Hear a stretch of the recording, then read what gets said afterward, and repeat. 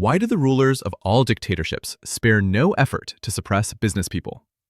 Their ostensible reason is that business people ruthlessly exploit workers, which is the root cause of social injustice.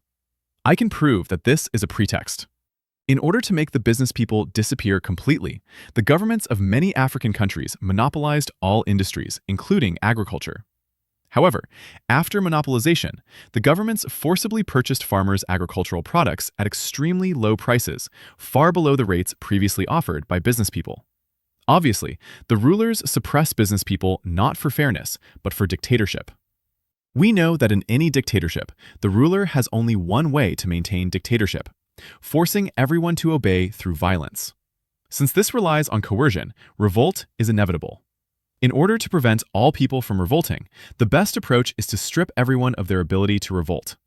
To achieve this, the ruler must monopolize all military organizations.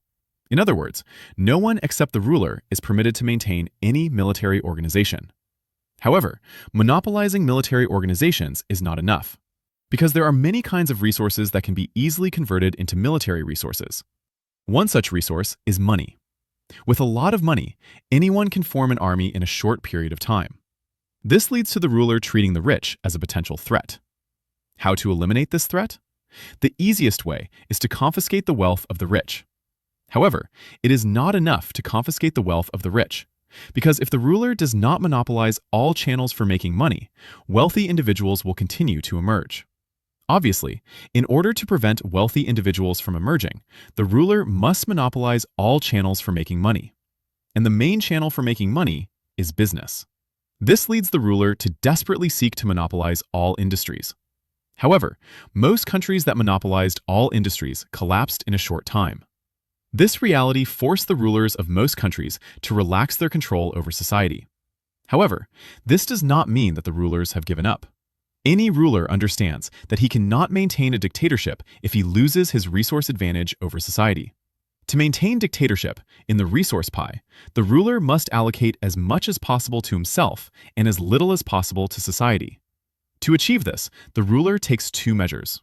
First, in order to maintain his resource advantage over society, the ruler monopolizes as many industries as possible and opens up as few industries as possible to society.